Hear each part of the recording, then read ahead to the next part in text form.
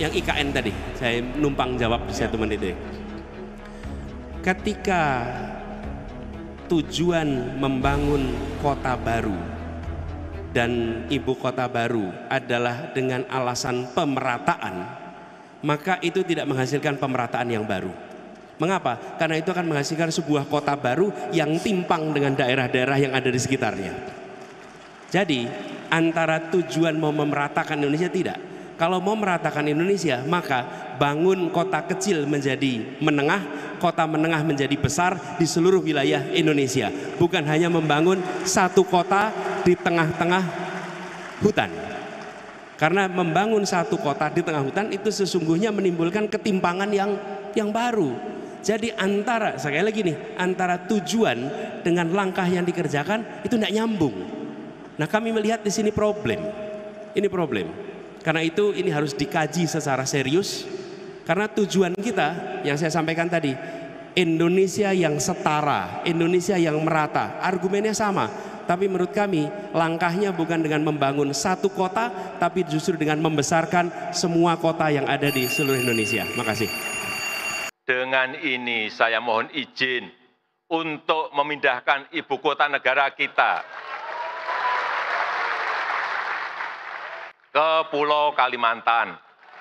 Potensi air tanah di wilayah IKN sangat rendah. Itulah mengapa ketika wacana IKN muncul, pemerintah ngebut membangun 3 bendungan sekaligus untuk mengakali masalah kekurangan air ini.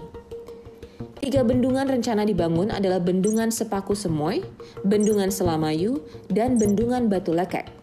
2 nama terakhir urung dibangun karena keterbatasan dana.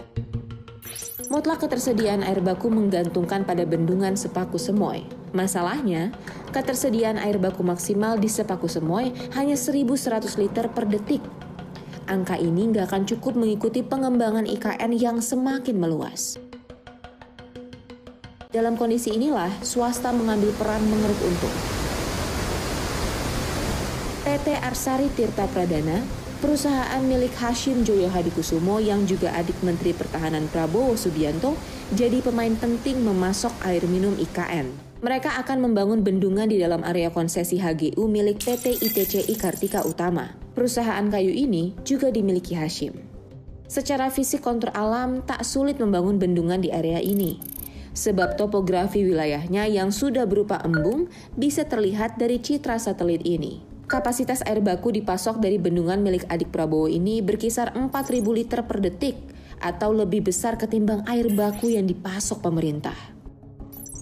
Tak hanya benefit dari bendungan, keluarga Prabowo juga akan dapat keuntungan dari sektor pelabuhan.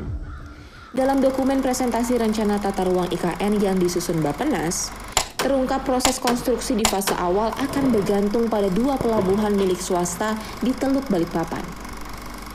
Pelabuhan ITCI Kartika Utama ini sudah lama tak dipakai karena aktivitas logging kayu yang sudah habis. Nantinya, pelabuhan terbengkalai ini akan sibuk dengan hilir mudik kapal-kapal besar membawa muatan konstruksi IKN. Begitupun juga dengan pelabuhan ITCI Hutani Manunggal milik Sukanto Tanoto. Pelabuhan ini jadi akses utama mengangkut kayu bahan baku dari Sepaku menuju pengolahan kertas April Group di Riau.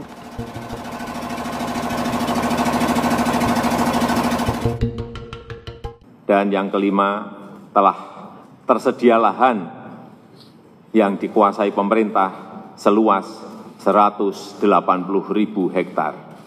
Itu adalah salah satu argumen Jokowi memindahkan ibu kota ke Kalimantan Timur.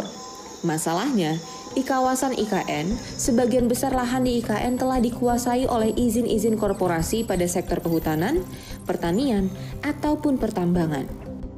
Ini adalah izin pertambangan di dalam area IKN. Jumlahnya mencapai 144 izin konsesi tambang. Beberapa di antaranya dimiliki elit di Jakarta seperti Luhut Binsar Panjaitan, anak setia Novanto Reza Herwindo, Yusril Iza Mahendra, hingga bos nikel pemilik Harita Group Lim Haryanto Wijaya Sarwono. Beberapa wilayah konsesi ini tumpang tindih dengan 2 konsesi kehutanan berstatus IUP HHKHA milik Hashim Joyo Hadikusumo lewat PT Kartika Utama dan IUP HHKHT milik Sukanto Tanoto lewat PT ITCI Hutani Manunggal yang menguasai area barat IKN. Dari peta yang tumpang tindih ini membuat kita bertanya, bagaimana skema untuk pembebasan lahan-lahan yang telah dikuasai oleh korporasi tersebut? Alhasil, wacana tukar guling izin pun mencuat.